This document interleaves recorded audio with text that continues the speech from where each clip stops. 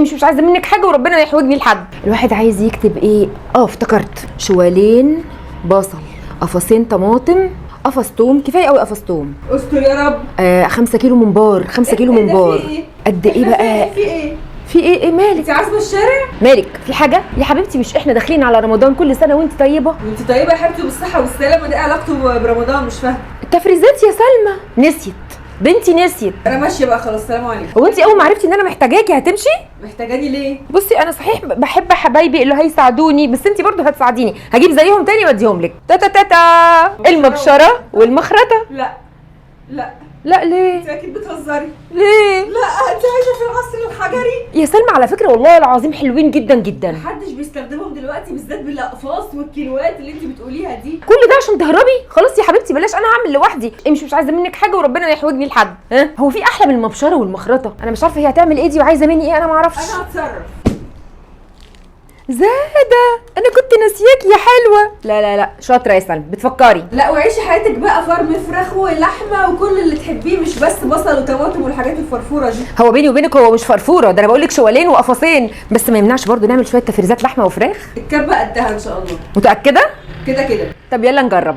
انتوا متخيلين ان انا فرمت بقسماط، عملت فيها كريم شانتيه، فرمت فيها توم، بصل، خضره، فراخ، لحمه، ملوخيه، طماطم، جزر، حتى الممبار نضفته فيها. كبة زادة يا جماعة، الدورق بتاعها 2 لتر، مقاوم للكسر، معاها ضمان 2 سنين، غير بقى ان راس السلاح وترس الموتور معمولين من البولي كربونات المضاد للتآكل عشان طبعا ده يزود عمرها. السلاح اللي فيه 6 سكاكين ده بيجي متغطي بالبلاستيك علشان ما تتعوريش طبعا، وده الفرم اللحمة والفراخ والبقسماط، خضرة، ملوخية، توم، بصل، طماطم، كل الخضار اللي تتخيليه بتفرمه. القطعة اللي قدامك دي بتخفق البيض وبتعمل الكريم شانتيه، بجد يا جماعة قطعة جبارة رغم شكلها البسيط ده. اما دي بقى بتنضف الممبار وتقشر التوم، مش بتفرمه، بتقشره. وده بس حبيت اوريكم ان هي معاها ضمان 2 سنين. كده كده انا هسيب لكم كل التفاصيل في الكومنتات، بس عايزه اقول لكم ان هم ليهم حوالي 14 مركز خدمه وصيانه في مصر كلها. في مفاجاه بقى يا جماعه، جبت لكم منه كود خصم 10% لكل متابعي نهلس كيتشن لو اشتريتوا من الموقع بتاعهم. حبيت بقى ايه ابدا لكم بالكريم شانتيه عشان اقول لكم القطعه الصغنطوطه اللهلوبه دي. بصوا هتعمل ايه يا جماعه في نص دقيقه حرفيا او يمكن اقل.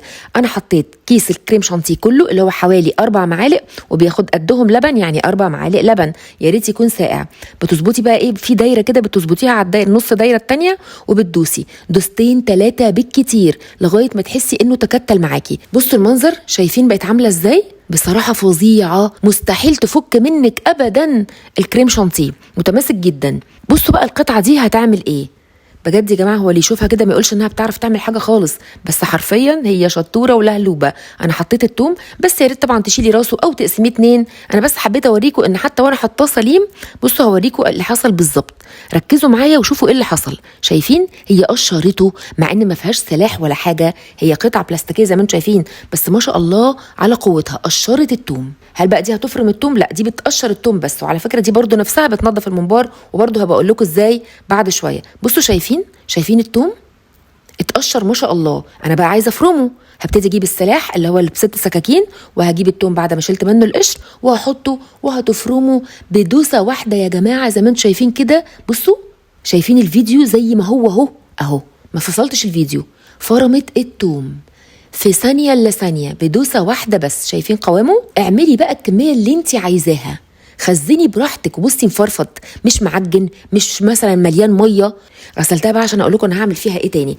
طبعا انتوا كلكم عارفين ان انا بحب البقسماط ده اجيبه او باتون ساليه من الفرن الفينو اللي مليان سمسم وحبه البركه ده عشان البانيه والبوفتيك. بصوا بقى يا جماعه، ادي دوسه، هي دوستين حرفيا، ادي الدوسه الثانيه الثالثه يا ستي. يلا فرمت البقسماط يا جماعه، خليته يجنن. طبعا عماله انعم فيه اكتر واكتر، بس هي 2 3 بالكتير هتلاقي البقسماط معاكي عظيم. انتوا تعملوه فيها بجد ريحته جميله وهو لسه معموله فريش كده، احسن بكتير من اللي بنشتريه جاهز.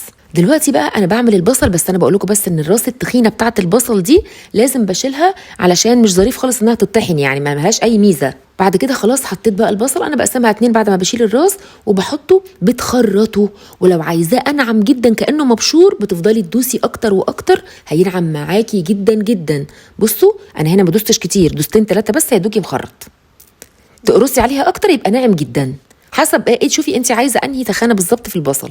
بصوا يا جماعه عامل ازاي جميل. احلى حاجه انها مش بتعصر الحاجه، انت بقى لو عايزاها تعصرها افضلي دوسي كتير قوي. دلوقتي بقى انا عايزه احط بس شويه خضره، عندي شويه شبت على شويه بقدونس. انا بالظبط رحت قاسمه الحزمه نصين، وطبعا شلت الجزء، المفروض تشيل الجزء اللي هو العيدان اللي تحت ده، بس مش الكزبره طبعا، البقدونس بس بنشيل منه العيدان. المهم يا ستي بصوا انا عملته احلى حاجه انه برده زي ما قلت لك مش معصوره، مفرفطه حلوه جدا، ولو دوستي اكتر هتعمله اكتر. خرطه التخريط المظبوط كانك مخرطاه بالمخرطه، حلو قوي. دلوقتي بقى بصوا يعني بيني وبينكم انا مش كل شويه بقى هغسلها، عشان كنت عايزه اوريكم كل امكانياتها. هي مطرحها بصل وخضره وكده كده. قطعه الفراخ دي انا كنت سايباها في تتبيله وقلت اعملها كفته، فعرفتكم بس انها بدوسه واحده بس. زي ما انتم شايفين انا ما فصلتش الفيديو برده، بدوسه واحده بس عملت احلى كفته فراخ حرفيا جميله جدا. انا بس ما حبيتش اطول عليكم الفيديو، هتنجزك بقى وبسرعه جدا، هتلاقي نفسك فرمتي اي حاجه وكل حاجه. دلوقتي انا حطيت اللحمه اهو بفرمها، بس طبعا اللحمه لو فيها عروق قويه قوي مش ظريف انك تحطيها، يا ريت تحطي لحمه حمراء او لحمه ملبسه برده هتبقى حلوه قوي معاكي.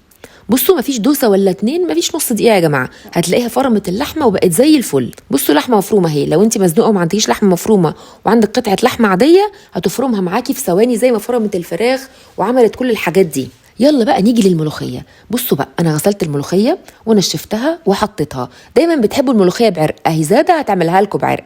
اديتها ضربتين 3 كده، حبيت بس احركها شويه علشان انزل اللي فوق ينزل يتفرم معاها يعني، او تشيلي السكينه خالص وتجيبي السباتولا وتمكسيهم مع بعض وترجعي تضربي تاني. وفي كل الاحوال الموضوع كله مش هياخد منك دقيقه اصلا. على فكره انا طبختها وحبيت اصورها لكم عشان تشوفوا شكلها لما تتطبخ تبقى عامله ازاي. بصوا اهي غليت الشوربه كويس جدا، حطيتها خدت غلوه واحده بس، او طبعا من غير غلوه خالص، وطشيتها. وحبيت اوريكم قوام الملوخيه اللي معموله في الكبه، ويا ريت لما تجربوا ترجعوا وتوروني عملتوا ايه. بصوا خضرها حلو ازاي، هتنجزك لو نفسك تاكلي ملوخيه خضراء في ثانيه الا ثانيه هتحطيها تفرمها، ولا مخرطه ولا غيره، ولا تجيبي فروزن ولا تضطري للفروزن، دي سهله جدا. دلوقتي بقى لو خلاطك فيه اي حاجه نعمل ايه؟ عايزين طماطم، على فكرة كأنك بشرتيها أو عصرتيها. بصوا شايفين دوستين 3 من غير مية هتطلع أحلى طماطم بيوريه فعلا حلوة جدا. زي ما انتوا شايفين كده، شايفين قوامها حلو ازاي ومن غير ميه. ده احيانا في بعض الخلاطات لازم تحطي ميه علشان السكاكين تلف عشان تتفرم، دي حتى مش محتاجه ميه. على فكره هي بتعمل اي خضار، بس انا حبيت اعرفكم انت لو محتاجه بقى تبشري جزر لاي سلطه عندك هتحطي تديله ضربه او 2 بالكتير. بصي مفرفط وحلو ازاي، مش منزل ميه ولا معصور ولا قطع كبيره، قطع صغنطوطه حلوه قوي كانك بشرتيه بالمبشره بالظبط.